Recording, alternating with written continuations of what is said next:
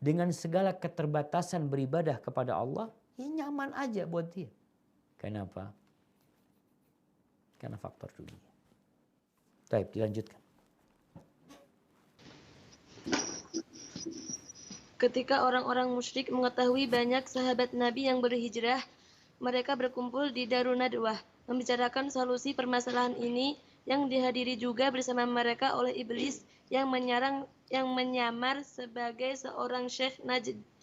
Sehingga mereka sepakat untuk membunuh Rasulullah Shallallahu Alaihi Wasallam dan mengikut sertakan bersama mereka sejumlah orang dari kabilah Quraisy. Sehingga pada saat pertumpahan darahnya tidak mungkin Bani Hashim membuat perlawanan dan mereka pasti akan menerima diat, bayaran ganti rugi. Baik, barakallahu fiik ya. Jadi ketika terjadi konspirasi di mana orang-orang musyrikin melihat orang-orang Islam sudah meninggalkan kota Mekah, yang tersisa Nabi Muhammad SAW. Mereka berpikir gimana caranya menyelesaikan urusan mereka dengan Rasulullah SAW. Mereka rapat. Dalam rapat itu iblis datang. Iblis datang.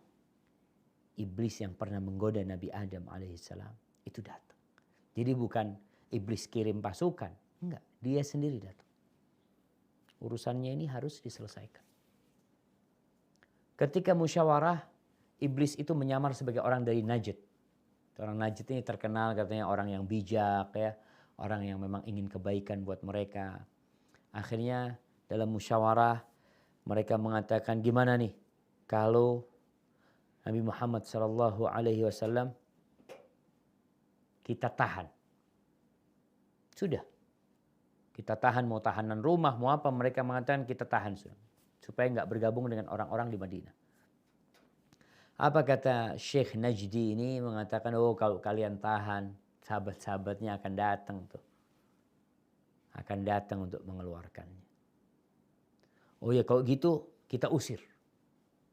Kita usir bukan ke Madinah. Kita asingkan. Nah ya, bahasa yang biasa dipakai dulu untuk memberikan hukuman. Itu mengasingkan orang yang berpengaruh. Bagaimana tokoh-tokoh pahlawan di negeri kita ini yang diasingkannya. Imam Bonjol, Diponegoro atau Soekarno pun pernah diasingkan. Bung Hatta diasingkan. Banyak pejuang-pejuang yang membahayakan pemerintahan Belanda diasingkan. Salah satu usulan ketika rapat bagaimana kalau diasingkan. Kata Syekh Najdi ini, oh kalau diasingkan di mana dia berada, dia akan mempengaruhi orang-orang di sana kata dia. Nggak bisa. Nggak boleh diasingkan. Gimana? Dibunuh. Iya, cuma dibunuh. Nggak ada jalan lain sudah. Untuk menghentikan dakwah ini kecuali dengan membunuh Nabi Muhammad SAW. Tapi mereka mengatakan kalau kita bunuh, kita akan perang sama Bani Hashim. Ya, membunuhnya pakai cara. Apa disebutkan di sini? Mengikut sertakan bersama mereka sejumlah dari kabilah Quraisy. Jadi diambil dari setiap kabilah Quraisy. Selain Bani Hashim, satu anak muda. Dia ikut dalam tim pembunuh. Jadi kalau ada 10 kabilah, maka 10 kabilah ini diambil. Dari 9 kabilah diambil satu pemuda. Mereka membunuh Nabi SAW dengan satu pukulan. Sehingga darah Nabi itu kocar kacir di kabilah yang 9 ini.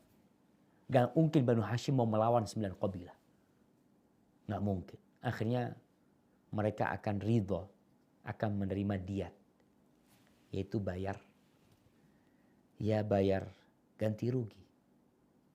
Diat dia bayar 100 ekor onta, selesai sudah. Maka kata Syekh Najdi, ini baru pendapat yang benar. Laksanakan. Baik. Haula, mereka kadang-kala berpikir ketika konspirasi. Dan ini kita jamaah umat Islam.